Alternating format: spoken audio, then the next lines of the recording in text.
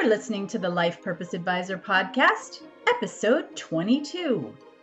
For me, I'm a kind of an all or nothing person, so I went from no gym membership to doing triathlons. It was something I always wanted to do, and when I heard that, I realized, I need to do it now because I don't know how much time I have left with this body, and I need to accomplish that goal while my body still can.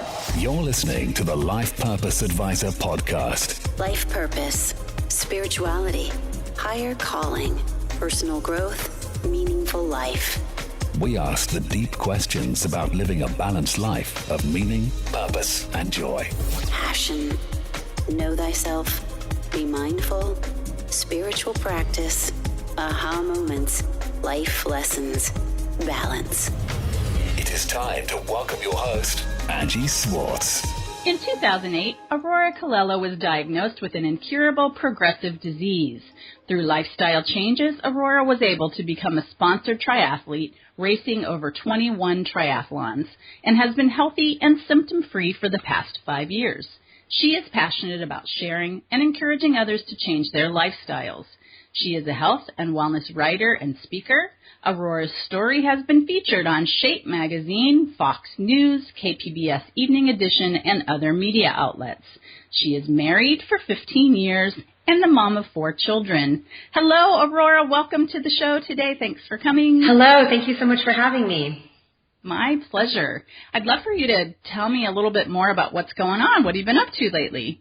Oh, well, I'm just starting training for my triathlon season this year. I'll be racing about 6 races, including a half Ironman in Miami in October. I'm also speaking all over the place right now, just sharing my story and encouraging people that lifestyle changes can truly change your life and, in my case, save my life. So I love sharing that and inspiring people to do just that. And if you don't mind me asking, what was the disease that you were diagnosed with? I was diagnosed with multiple sclerosis in 2008. And I heard you speak once. You've done amazing things. I saw your x-rays. You've done amazing things to cure yourself.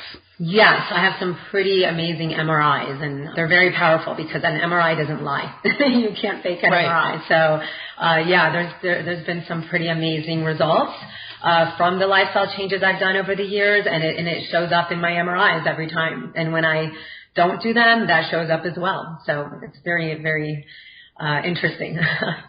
Mm-hmm. Right, quite the barometer of everything you do. Exactly, it really is. That's a great word. Mm-hmm. And your lifestyle changes were related to diet and exercise, or? That's the obvious. I didn't have a gym membership. I couldn't run a mile. I didn't even own a pair of gym shoes when I got sick. And when I was told, you have 10 lesions on your brain, you have multiple sclerosis, it's an incurable disease, it's a progressive disease, you'll be on medication your whole life. And by the way, where your lesions are located, you'll probably, because they're near my brainstem, they said that I'd probably be in a wheelchair within the next 5 years.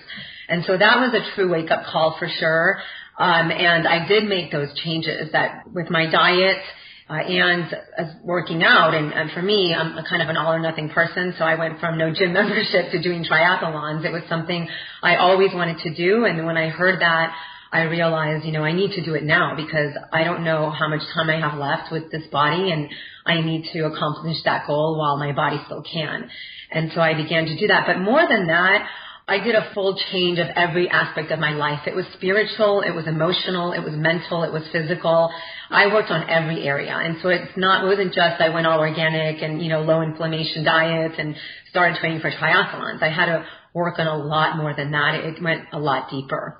So it was a true lifestyle change in every sense of the word. Right. We're going to talk some more about some of those other elements, but just before we move on, can you tell us a little bit about your diet? What do you eat these days? I've done a few different things, but with a very foundation of eating very low inflammation type of diet. Inflammation is the root cause of all disease, and all MS symptoms are inflammation. My first symptom was optic neuritis, which is inflammation of the optic nerve, which actually led to me going blind in my right eye. Thankfully, through all these alternative methods I looked into, I got it back. I was blind for 30 days, though, and I had the 3 top neurologists in San Diego all tell me I would never get my vision back, and it actually came back better than before, which is very powerful. I'm very careful about that, and I also follow a protocol I found out about after 2 years of following this way of life and doing these kind of things. And then, well, the first year I was very, very scared and very disciplined about my diet and my lifestyle. And then after that first year's MRI came back completely clear. So the first one showed 10 lesions, and then the second one showed no lesions, all lesions gone. And I had been feeling so great, no symptoms, and racing triathlons. And I thought, hey, that was weird. I guess I don't have this anymore. And people would say, I think you were misdiagnosed because that's very unusual for MS. And I kind of believed it. So I started slacking that year on some things. I never went back to how I used to live, because once you've experienced that vitality and energy that true health gives you, you never go back. But I definitely slacked over that year.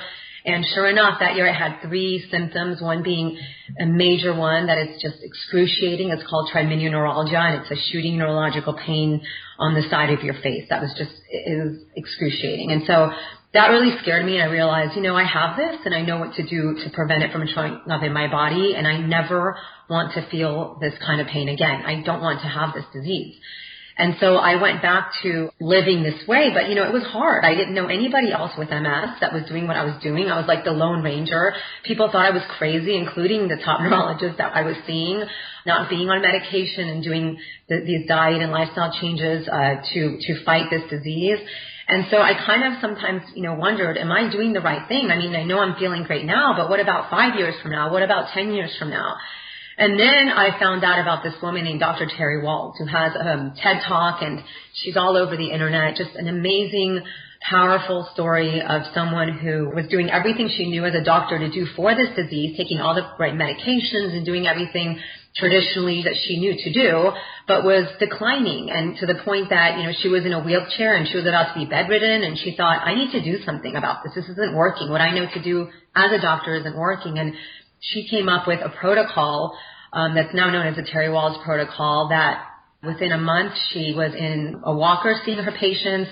The next month she was walking, and a few months later she was riding her bike, and she speaks all over the world. You can see her TED Talk on the internet. It's absolutely incredible. And so I saw this one day, and my mouth dropped and tears just streamed down my face, because I thought, oh my gosh, there's someone else out there like me, someone that has MS that's doing something alternative and is doing well. And it gave me this confirmation that what I'm doing is going to work. If this woman was in a wheelchair and years later she's well and speaking and walking, and she's been able to reverse what this disease has done in her body, well, I'm not going to have any problem at all. I mean, I was never to that degree, although mine was very serious as well. And so that really encouraged me, and I began following her protocol, which is really cool because it's something that I can follow and have that support in. Later, I found out there was a lot of other people doing this protocol as well, so I wasn't the only one, and she wasn't the only one. There's people all over the world doing this and having great results. And so I have about 9 cups, what equals 9 cups of greens and berries a day, and I'm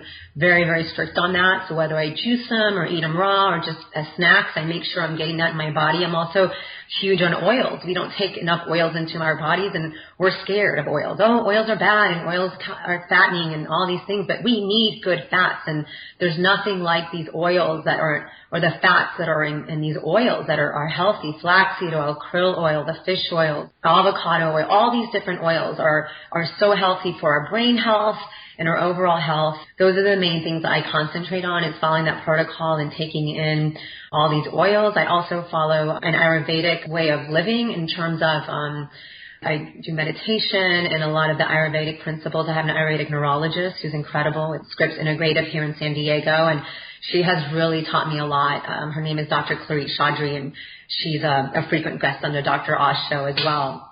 I've kind of combined a lot of different things, I think, over the years that have really, really worked for me and have absolutely changed my life. I mean, I am a totally different person than I was 6 years ago in every area of my life, not just that I can race a half Ironman or that I eat really well or that, I'm thin and fit and I'm an athlete.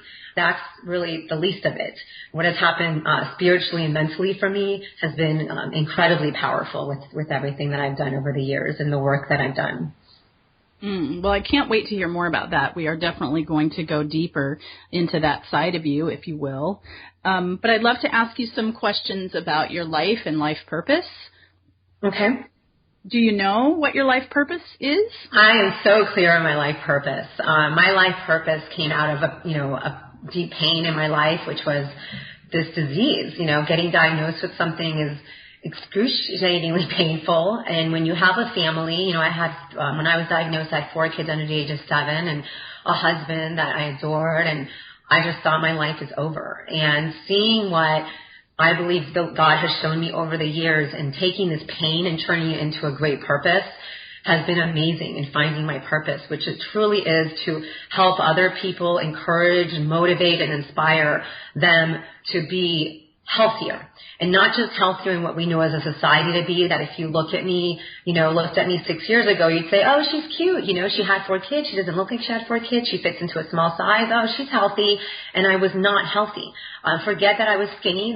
Skinny doesn't equal healthy. I was emotionally not healthy and mentally not healthy. I would have these weird depression type of times where I would get so depressed and I didn't even know why. There's nothing going on, and it would really worry me for my future, if this was going to get worse or if I was going to be like this all the time, and why, where was this coming from? And so just the impact it's had on me has really, doing these changes has really set my life purpose to be very clear, to inspire people to make these lifestyle changes in every area of their life and encourage them that if I can do it, they can do it too, because I was the most undisciplined, unmotivated person.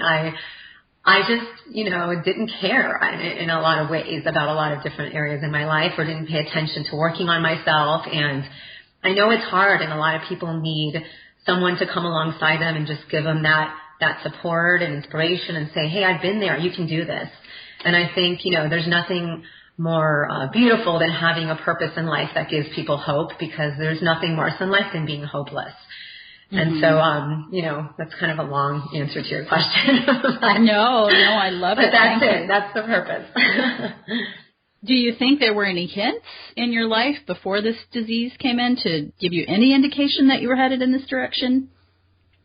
It's funny. I've never been asked that. As I look back, for sure, I never had a good relationship with my father, and it was always like a very deep pain in me since I was very young that I was not daddy's little girl, and I didn't have this father that I so longed for. And it created a lot of issues in my life as I grew up and became a young adult with how I just kind of lived. I think that once I got married, and I married someone who's very different from me, just, he should be a motivational speaker. He was 19 and reading, all these motivational books and self-improvement and growing personally kind of books, all these different things. And he would tell me, you need to work on this area of your life with your dad, and you need to work through that, and you need to let go of this image or this desire you have to have this kind of dad. You're just not going to have that, and you need to mourn that and let it go and move on. And so I think over the years, it's a process for sure. When you have that desire to have a certain relationship with, especially one of your parents, and you just know it's not going to happen.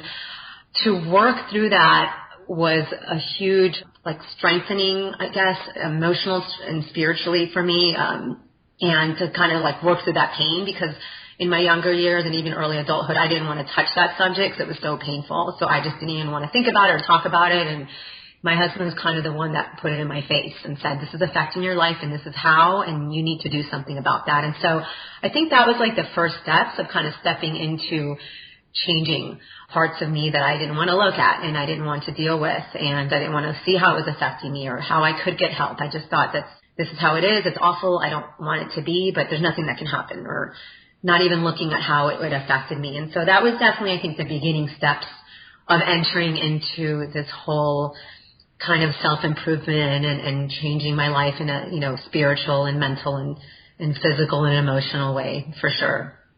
Mm-hmm. Mm-hmm. And how did you meet this wonderful man that's now your husband for 15 years? Well, I have to admit, I am a cradle robber. I'm a cougar. My kids joke. They call me that as soon as they found out what that meant. He's a lot younger, and I met him in Miami. I was living there and working. I was in international business, and my career was everything. It was my identity. It was everything to me. I loved my job, but I think it really just defined who I was. And I met someone that was just so different from me and so just down to earth and kind, and had gone through a lot in his life. He had gone through addiction in his life, very young age, and gone through rehabs and therapy. And so he came to me just like a 50-year-old, someone who's lived, since they're 50 and he's like 19. And it was just amazing to see someone that could change their life in that way from where he had come, and he had really looked into every area of his life of, what made me use drugs in the first place? Where did this come from? Why would I turn to them? And worked on those areas at such a young age, and then went on to help people to do that. And he still does. He runs the addiction ministry at our church, and he's also a real estate agent here in San Diego as well. But that's what he does as a ministry, is he helps people who are struggling with addiction. So I met him in Miami at 19, and I was at 25. Oh, I don't think that. I think I read one time that the definition of a cougar is someone that dates someone 9 or more years younger. So I think you're in the clear on that. Yes, I can't wait to tell my kids. Although it's pretty hip, I guess, these days. But yes, we joke about it. I don't think you qualify. We joke. Darn. Okay, well, cradle robber, I'll take it. Right. What a gift. So tell me about your spiritual beliefs. It's so interesting. That's been also kind of an evolution over the last year. My parents are from South America, from Colombia, and so they were Catholic, very strong Catholics. And then when I was 10 years old, they became born-again Christians. And what that brought into my life was, I think, a lot of good and bad. I saw some changes in my father that were very positive. He's always kind of a rageaholic and an angry kind of guy, and I thought like kind of soften him up a little bit, and there were some changes there. And then I grew up in this, and it was very legalistic and very strict, and I believe that instead of drawing me to God, it kind of brought me away from God. So when I graduated from high school and went on into college, and then moved to, I was in DC for a while and in Miami, and I just thought, I don't want anything to do with this. I don't like it. I don't understand it. And I just think it came a lot from a lot of hypocrisy I saw in my own home with my own family, my own parents kind of being in ministries and, running Hispanic ministry and prison fellowship and doing, all these things, but not bringing anything really back home to us and teaching us what they believed and kind of pouring into us in that way. And so I just saw kind of like a double life being led outside the home, like one way at church and one way at home. So it was a huge turnoff for me. And so as I, became a young adult and was working, I thought, I don't want anything to do with this. And then I met my husband and we got married, and our first son was born, and 2 years later our daughter was born, and he really wanted to start going to church. And I said, absolutely not. It messes kids up. I don't want anything to do with it. And I would just tell him about my past, and I went to this Baptist school, and when all the people were there, and how, it was so legalistic and horrible, and then what it was like at home. And I just had this really screwed up view of God, I believe. He was very persistent about going to church. He really wanted the kids to grow up in church, and coming from a Catholic background. So we ended up going to this Christian church in Fort Lauderdale. My husband loved it, and he had never heard anything like that before. It was very different from the Catholic teachings. And so we kept going back, and I was furious. I was just furious because he was kind of becoming how I grew up, that way of being a Christian. And I was very, very upset about it, because I kind of thought, I didn't sign up for this. I didn't marry you like this. But it was really interesting, as I sat there and listened and saw my husband just really, growing and changing as well with his new Christian beliefs. I really realized, and God really showed me that I needed to get to know God on my own. I was an adult now, and I really needed to just search this out on my own and not base it on the way I grew up. And that's what I did. And over the years, it's just become really the foundation. My faith has been everything for me, the foundation of my life. My belief in God has got me through MS. I mean, I wasn't a strong Christian when I got diagnosed with MS. I went to church, and I went to all Bible studies, and I wanted to learn. I wanted it, but I felt like there was a lot in my past, I think, that was keeping me back. And still a lot of issues I had to work through, I guess, with that. And when I got sick, all of a sudden I realized that I didn't have anything else but God. At the time, I was being told I was going to be in a wheelchair. I was being told I had an incurable progressive disease. There's nothing I could do about, and there was nothing I could do. And so many times things would happen, and I would pray, and then, try to work things out on my own, and pray, and then be stressed out and in anxiety about how am I going to work this out. So I wasn't truly giving my problem at the time in my life to God. But in this situation, I had no choice. I had to completely surrender this illness and this thing that was happening in my life to God. And it was very scary, because I went through a time where I was angry and I didn't understand why this was happening. And I think, why would you give me 4 kids if I can't even take care of them, if I'm going to be in a wheelchair and be sick with this terrible disease? And so during that time, God became everything to me. And I realized that that's all I have. And I started reading the Bible, which I never opened because, like I said, I grew up in school and youth groups and church all the time. And the minute someone would quote a Bible verse, I would just tune out. Like I was completely disconnected and I was just shut off. But all of a sudden I was drawn to getting something out of the Bible. I felt like there was something in there I needed to learn and like it was going to show me something. And I remember one day my kids were at school and I was so broken and so scared and just, depressed about this diagnosis. And I went to my room and I found my Bible, which was like in a drawer tucked away.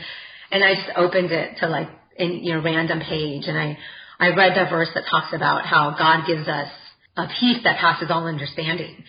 And I had heard that verse my entire life, throughout church and youth group and all these things that I grew up in. And never had it become alive to me and real in my life to me as it did in that moment when I realized that verse was telling me that God was going to give me a peace that would pass all understanding. So even though I was in this awful situation with MS and going through everything, that I was going to have a peace about it.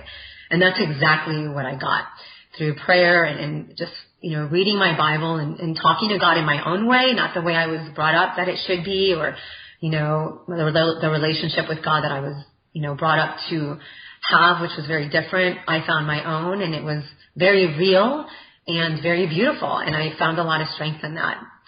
And so yeah, faith is a huge, huge part of my life. It's everything for me and for my family. Great story. Thanks for telling us all about that. So just one more question about your spiritual beliefs. So what do you think God is? Do you believe in heaven and hell? What do you believe about all that? I do believe in heaven and hell. I believe God is merciful and loving and just. And I believe that he looks at our hearts. And it's not in a box like we are taught in so many beliefs, not just Christianity and born-againers, as they call them. Mm-hmm. But, and there's many beliefs. And I believe that God really looks at the heart. And it's not this like certain box of like, well, you must go to the Christian church. And when they do the altar call, you walk up to the front and you accept Jesus into your life. And no, I believe that God really, truly looks in the heart because, I'm sorry, there are so many people out there being raised in different ways. And this is all they know. And God's not going to sit there and send you to hell because you didn't fit into the certain box. And so I believe God is just loving and merciful. And like the dad that we always had wanted, whatever dad, if you had an amazing dad, well, he's even more amazing of a father than your earthly father. And if you haven't, like in my case, he's the father that you've never had, and he will be your heavenly father. And it's a beautiful thing. And I think that, so many people just complicate it so much. And unfortunately, so many beliefs like Christianity push people away from God instead of drawing them to him. Okay. Thank you. Thank you for that. Can you tell me about your daily practice? Do you have some things that you do to stay centered and balanced and connected? Yes, absolutely. I mentioned I have 4 kids, so our life is really crazy with, school. I homeschool 2 through a charter school, 2 go to regular school. We have activities and all this stuff. And so I have learned over the years that my centeredness needs to start really early in the morning. So I wake up around like 5:30, 6, and I drink a green drink. I juice. I really love juicing. I think it's an amazing way to get vegetables and fruits and seeds into your body, a lot of them in a very short amount of drinking. And so it's amazing what that simple thing can do. So I'll juice, I'll drink a green drink, and then I meditate. And that has been so incredible in my life that I've only been doing it, disciplined in it every day as a practice for about 2.5 years now. And I can't even tell you how amazing it was. And again, my Christian beliefs kept me away from that for a long time because, we're told in the Christianity that's not good and it's bad and you're opening yourself up to this and that. And I say you're closing yourself off to a lot if you don't. I think there's ways to meditate that are absolutely a connection with God, and it's not some weird new agey thing. It's something that everyone must do. And scientifically, what is proven that it does for the brain is unbelievable, the benefits that it does for the brain. So if you have like any kind of diagnosis, I say you need to meditate. just start off slow and keep building. That's what I did. And I had a really hard time because I'm really, really hyper and a little ADD. And my mind, I wake up, my husband says, I wake up to a conversation that's been going on in my head for a while because I get up and it's just racing. And this just totally changed that part of me. It just made me very centered. I mean, I had a conversation with a friend that's known me since I moved here almost 8 years ago to San Diego. And I was talking to her and she says, Aurora, you're so calm and you're so centered now. It's so different than when I used to talk to you before. And I laugh because I know it's all these things I do, exercising and eating well. But the interesting thing is I was doing all that before I was meditating and I didn't have these kind of effects that I do now. The centeredness, I should say. I didn't have that. And meditation has truly done that for me. So I make sure that after I do my green drink, I meditate. And then I have like a prayer time because for me it's two different things, my meditation and my prayer time. And then I go on about my day, which really consists of, teaching my kids and driving them around everywhere. And then during that time, though, my main priority also is to make sure that I'm feeding my body in a way that feeds and fights this disease. So every decision I make of everything I put in my mouth, I think to myself and I ask myself, is this going to help your MS? Most of the time it's no, and a lot of times it's yes, but I make those decisions because I need to be very disciplined in order to keep this away. And so that's pretty much how I live my life during the day. I just make sure to eat really, really well and I fit in my workouts and do my meditation and just try to live like very, very healthy and intentionally to fight this disease. Right. So just going back for a second to your meditation practice, do you do a sitting meditation practice, and for how long are you doing that? I do, and I've actually been able to work now up to half an hour, which took me literally a year to do that. My mind I started a minute at a time basically because I just couldn't quiet my mind because it was just racing so much. And so I do, and sometimes I'll do guided meditation. There's apps. There's like Christian guided meditation. There's some with music and some with like mantras that you can say, or sometimes I use a scripture. I kind of break it up because I can't do the same thing all the time. I get very bored easily. And so that's what I do, but I definitely sit and I sit and make sure everyone's sleeping, that it's quiet. That's why I do it early in the morning. And it's amazing. The days that I don't, I definitely notice a difference. Mm-hmm. And do you have a special place in your home? I do. We have a large kitchen that has a family room connected to it, and then there's 2 French doors that shut. So I shut myself in there, and I sit on the floor in a corner that I know is really quiet, kind of far from everybody. And I just sit and my legs crossed, and it's very peaceful. It's a very peaceful time. It sounds great. You're making me want to meditate now. So tell me, what about synchronicity? Do you think synchronistic things happen in your life? People show up that are there to help you, surprise, angels? Yeah, absolutely. Since I've been diagnosed and I've taken this other path and just shared my story, which I was very passionate about from the beginning. I really felt like I need to tell everybody what's happened to me. I need to tell everybody what I'm doing. I need to tell everybody how it's working. And I've always been very vocal with my diagnosis. And I have found the most amazing things have happened. I call them divine appointments, where I'll be I've been in Argentina. I've been down the street and I meet people who have MS. Or someone who just met somebody that was diagnosed. And it's in the weirdest ways that the conversation comes up, or someone just starts talking to me or something. Or someone the other day, I was, at actually a Jimbo is getting a juice. And someone commented on an outfit I had on that was like a triathlon outfit, wanted to ask me about it. And so when I told her I was a triathlete, she goes, "Oh, how did you get into that?" And so I said I was diagnosed with MS, and her eyes looked at me and a tear went down her face, and her sister had just been diagnosed. And things like that happen all the time to me. So I absolutely believe that God brings you through a journey many times of pain and brings you through that, and you're obedient and you're faithful in following that path and that journey He has for you, that He has a plan that is way beyond what you could ever imagine it to be. And a lot of that is having these kind of just run-ins with people all the time who just happen to have MS, or know someone that does. It's just, I never experienced anything like it. So I absolutely do believe in that. And I definitely believe that they're angels watching over us and assigned to us, I believe, since we're young. I believe that, we have God guiding us in our lives. I've never felt it like when I got diagnosed and I was so confused about these medications and what to take and, what to do. And I was so scared, and all these medications had all these side effects. And I felt just God's presence and his voice telling me, you're not listening to your doctor, so you're going to do something different. Or you're not going to do this, or you're going to do that, or get online and look at this, read this. It's about oils in the brain, and there's a study. And it was just like it was like the minute that I gave up and said, okay, I just give you this, because I went through a time after I got diagnosed for about 2 or 3 weeks that I didn't want to leave my house, and I was crying, and I was scared, and I was depressed, and I was angry, and it was up and down a roller coaster of these emotions. That's very common when you get diagnosed with anything. And my husband sat me down and said, Aurora, I understand that this is hard and you're going to mourn your health. This is hard for all of us, but you need to do something. You need to fight this, because with what's happening right now in your brain, what's happening up there, you will put yourself in a wheelchair like in a year. You need to fight this, and you need to ask God what he wants to show you through this and how he's going to help you. I just stood looking at him like shocked, because I was just angry at God and I didn't understand, and I was scared to death, but I never once prayed or anything. That's the last thing I wanted to do. I was like, how could you do this to me? Mm-hmm. And so that was like the change for me. It was that moment when I really just said, okay, take this. There's nothing I can do, and there's nothing I have but you.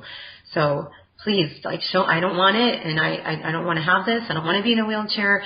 But I'm just giving this to you, and I'm asking it to guide me. And from that moment, it was like he took me by the hand and said, all right, let's go. And it was just this amazing journey, guiding me from one thing to another. I mean, from, to this holistic center I've never heard of in my life that was not even that far from my house, that helped me get my vision back, to another place that showed me about oils, to an Ayurvedic neurologist who, is Buddhist and practices meditation a totally different way and has these totally different beliefs than I did, that I could have said, I'm not going to her, but God's like, no, you're going, and you have a lot to learn from her.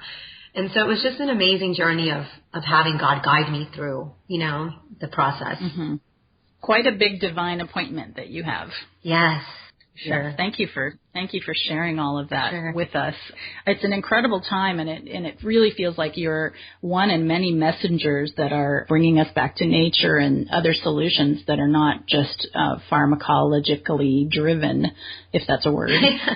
I agree. I absolutely agree. So it's a really exciting time for healing and understanding that, we have everything in natural form that we need to be healthy. We do. God's given us everything we need to stay healthy, and whatever's coming up, it's things that we're putting in our body and, patterns that we have in our lives, our mindset. I mean, there's so many things that we can do, and they're available to us to change. We just have to be willing. Mm-hmm. And do you still think that there's a place for traditional medical doctors in the world? I absolutely do. I'm not anti-medicine. I'm not anti-doctors. I know a lot of people, say that about me, but I just believe that, medication is just prescribed for everything, and we're not given alternative choices. And so, when doctors are diagnosing people with MS, they're not saying, oh, I have a patient, her name is Aurora, and she did this, and that, and I have this other patient who's now well out of a wheelchair. They're not telling any patients about us or this other way. They're just giving them the brochure with the medications and sending them on their way. And that's so sad. And so I think that absolutely, there are times when medicine is a gift and a blessing, but we're not looking at other ways to heal our bodies that are so much more beneficial to us on every level of our lives and don't have all the side effects that a lot of these medications have, both physically and mentally on us. So yeah, I'm not anti it, but it's the last resort in my book. Right. And I'm sure, and I'll just say this for anybody that might be listening that has MS, I don't think Aurora is recommending that anyone just cold turkey stop your medication program without having a plan. Is that right? Absolutely. Whenever I speak, I always have like a question and answer time, and the first thing I tell people is I'm not a doctor.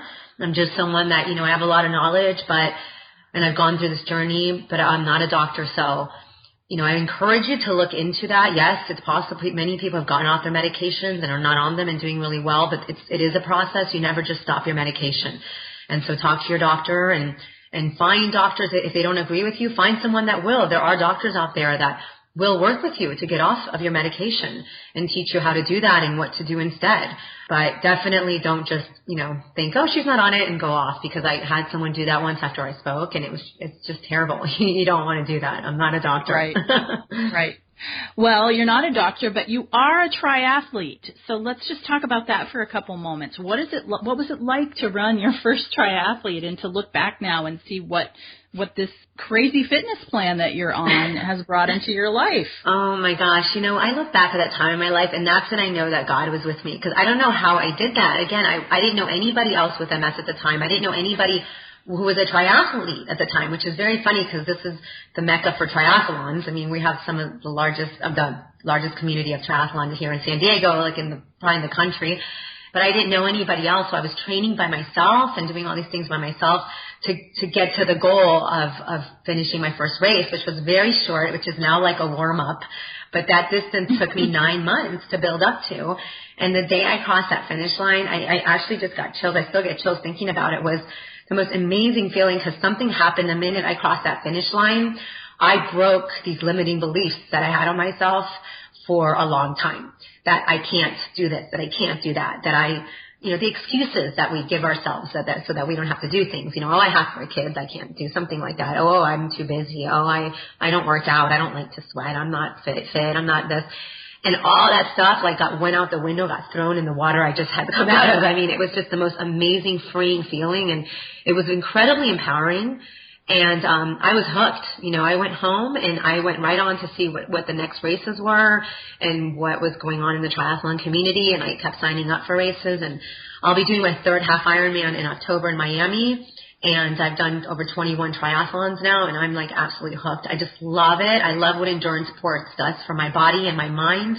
When I ride my bike for 56 miles, it's like a meditation for me. It's my time with God. It's my time to pray and my time to think and just be. I don't have a lot of those moments with 4 kids. Are you riding stationary bike, or are you riding outdoors? No, I ride outdoors. If it's been a busy day and I'm supposed to ride that day and I can't, I will ride a stationary bike indoors. But usually I'm outside, and it's an unbelievable connection with nature, especially here in San Diego, which is so beautiful to ride here. Yes, we're so lucky. Oh gosh, we are. It's just amazing. So yeah, I try to ride outside as much as I can. Everything, swim, run, bike, outside as much as possible. Right. Can I ask you a question about finances? Yes. So how do you afford to be traveling and with your family? I see you out there traveling, taking everyone with you sometimes. How do you afford to do all these races? I'm very blessed because we moved here from Miami, where the market was insane, and we were just banking it to upstate New York because we wanted to have a different kind of life for our kids than Miami, where the market crashed, and then moved here and the market was crashing even more. And we were in a really bad situation.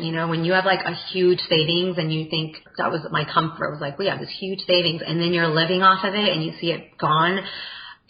And you're looking at 4 kids, it is the worst thing in the world. And that was also part of my journey of just working through some issues I have with money and attachment to money giving me a comfort that I wasn't healthy. During that time was when I got sick, the exact time that the market crashed. I had just had a baby the year before, and I get diagnosed with MS.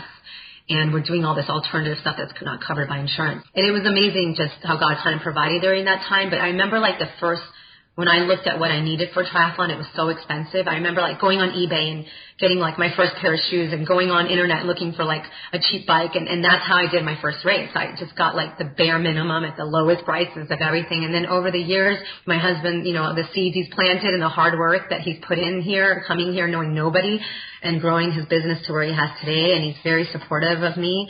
He funds my habit, I say. And we love it as a family activity. So when we travel, we all travel together. The last year, I've actually had some amazing sponsors as well. And so I've been able to have some of that covered by my sponsors. But a lot of it is my husband. He's just an amazing man who's very generous and loves me and loves what I'm doing and supports everything I did. I mean, when I told him I was going to do a triathlon 6 years ago, he should have laughed in my face. But he said, you can do this. And the next day he came in with a little bag with tissue paper and my first pair of goggles in there, which I didn't realize you needed when you were swimming. So, so definitely he's just incredibly supportive. It's a very expensive sport for sure. And, it's not cheap. I mean, the races are not cheap, and the bikes some can be up to $10,000 bikes and things like that. So, I mean, there's definitely ways you can get into triathlon and not spend a lot. But yeah, my husband's an amazing, amazing, supportive husband. I'm very thankful for him. Very nice. So from a woman who never worked out to a sponsored athlete, what an inspirational story. May I ask you a lightning round of quick yes or no questions? Sure. Do you think passion and purpose are the same things? Absolutely. I think if you're not passionate, your purpose isn't going to go anywhere. People are attracted to passion. They are drawn to it. I am. I love meeting people who are passionate in their lives, and those are the people that always have a great purpose. So I think they go hand in hand. Okay, thank you. Do you think everybody has a purpose? Absolutely. Everybody has one. You just have to find it and stop making excuses that you don't. Right. On a scale of 1 to 10, 10 being high, how important is following your joy and igniting your life purpose? Oh, 10. Absolutely. A 10. Did you ever quit your job to follow your purpose? And do you think somebody needs to quit? I did. Actually, it's funny. Yes, I did. I quit my job once to follow my purpose. And I think that if you don't like where you are, change it. So many people sit in a cubicle every day and wake up, all bummed out to go to work. So it's another day at the office. Well, don't make it another day at the office.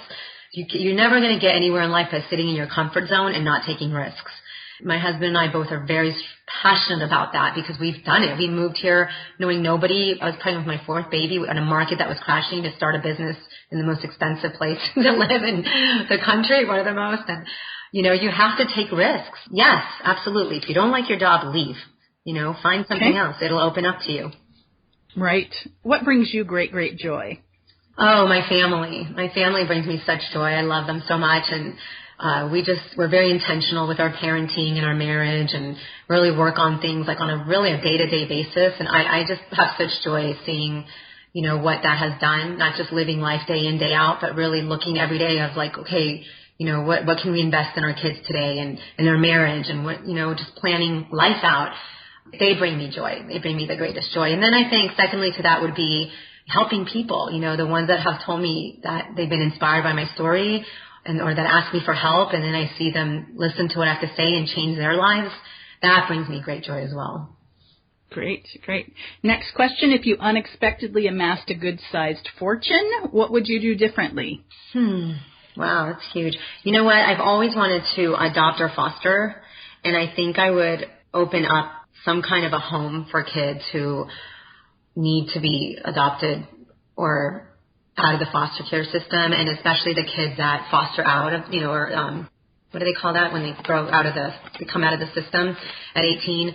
Those kind of kids. I would love to build a foundation that would just help all those kids and guide them and, college and scholarships and those kind of things. That's what I would do, I think, if I had those unlimited funds for sure. Nice. Very nice. Thank you. What should listeners learn from your life? Very simple. If I can do it, you can do it. If I can go from, a stay-at-home mom that was not healthy, that was not fit, that didn't work out, that didn't eat well, that wasn't mentally or emotionally healthy at all, and, would get depressed and all these things, and, that changed my life to where it is now, you absolutely can. If you're listening to this and are inspired in any way, to go with it and don't just say, oh, that's great for her, I can't do that, or, it's too late for me, or, I always hear so many excuses from people, and your excuses are just holding you back from your purpose and from having this amazing life. You have no idea what God has for you and how incredible it is until you step into that. And it literally is like stepping out of your life now and into this other life that could be completely different from where you are now. It's pretty amazing. So rich and delicious. I love that. What is the best way for people to connect with you if they'd like to learn more about you? Well, I'm all over the internet. I have a website. It's auroracolello.com. I'm on Instagram. I have a Facebook page. I have a public page. It's Aurora Colello Public. And I have a blog. It's healthyandheals.net. So you can find me all over the internet. I'd love to connect with you. And what if there happens to be a listener out there that's so inspired that I didn't ask you about asking this question, but what if there's someone out there that would like to donate money to support you in your triathlon quest? I would say, donate that money to an amazing, nonprofit for foster kids and those kind of children, because honestly, I would never want anyone to send me money for that. I think I'm just so blessed right now and doing what I love, and I'm so blessed to be able to do it. Like I said, my husband's so supportive, and I have amazing sponsors and people in my community that I would rather that money go elsewhere. That's very nice. Well, it's been such a pleasure getting to share your story with you today. Thank you for coming on the show. Is there anything else you'd like to say before we sign off today? Oh, thank you for having me. I think I would just say, if anyone's listening and you have been diagnosed with something, or you know family members that do that, you can encourage them that, you know, there are so many other routes out there that your doctor's not telling you about, even if they are one of the best doctors around in your area. And just to look out of the box at even things that might be kind of weird or unusual, that could be the very thing that's going to help you and heal you. And so I just, you know, would encourage you to be open to those kind of things. That makes a big difference. Right. Thank you for that. You've been listening to the Life Purpose Advisor podcast on iTunes, Stitcher Radio, or on lifepurposeadvisor.com. We thank you for joining us today. If you'd like to learn more about finding your own life purpose, please visit me at www.lifepurposeadvisor.com. We look forward to serving you, and we'll see you next time.